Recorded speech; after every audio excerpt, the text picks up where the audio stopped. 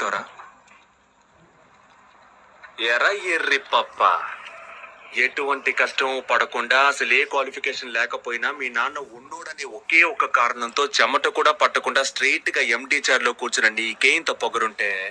అమ్మ నాన్న తిప్పలపడి school fee కడితే ఎల్కేజీ నుంచి 10th క్లాస్ వరకు కష్టపడి చదివి పాస్ అయ్యి ఇంటర్లో ఈజీగా ఉన్న గ్రూప్లన్నీ వదిలేసి ఎంపీసీ చదివితేనే ఇంజనీర్ అవ్వగలమని చెప్తే కష్టమైన అదే గ్రూప్ సెలెక్ట్ చేసుకుని ఫిజిక్స్ కి ఒక ట్యూషన్, కెమిస్ట్రీకి ఒక ట్యూషన్, మ్యాథ్స్ కి ఒక ట్యూషన్ అని రోడ్లు పట్టుకు తిరిగి ఆ ఫీజు కట్టాలి ఈ ఫీజు కట్టాలని అమ్మా నాన్నల్ని హింస పెట్టి బోర్డ్ ఎగ్జామ్ లో పాస్ అవడానికి ఫ్లాస్క్ లో టీ పెట్టుకుని రాత్రంతా చదివి అలారం పెట్టుకుని పొద్దున్నే లేచి మళ్ళీ చదివి తీరా పాస్ అయ్యాక ఎంసెట్ లో ర్యాంక్ రాకపోతే లాంగ్ టర్మ్ కోచింగ్ తీసుకుని అప్పటికీ సరైన ర్యాంక్ రాక అమ్మ నగలు తాకట్టు పెట్టి మేనేజ్మెంట్ కోటాలో సీట్ సంపాదించి తెలుగు మీడియం నుంచి వచ్చిన నాకు ఇంగ్లీష్ అర్థం కాక ఫస్ట్ ఇయర్ నుంచి 4th ఇయర్ దాకా ఉన్న అరియర్స్ అన్ని 4th ఇయర్ లో ఒకేసారి క్లియర్ చేసి ఈ సొసైటీలోకి వస్తే ఈ జనమంతా నన్ను ఉద్యోగులేని ఎదవా అని నీచంగా మాట్లాడుతున్నా లెక్క చేయక ఉద్యోగం కోసం ఆ ఆఫీసు ఈ ఆఫీసు అని పిచ్చ కుక్కల 4 ఏళ్లుగా తిరుగుతున్న నన్ను ఎందుకు పనికిరావు తిండి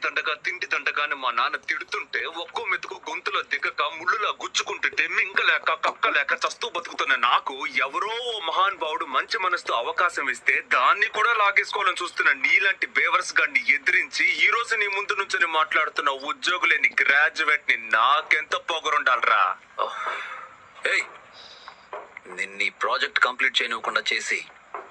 ఉన్న డబ్బు మొత్తం వేస్ట్ చేయించి ఎలాగా జనం అంతా నిన్ను చెప్పులతో కొట్టి లాక్కెళ్ళి పోలీస్ స్టేషన్ లో పడేసేలా చేయకపోతే అమూల్ బేబీ ఇంతవరకు రఘువరన్ని విలన్ గానే చూసావు, హీరోగా చూడలేదు కదా.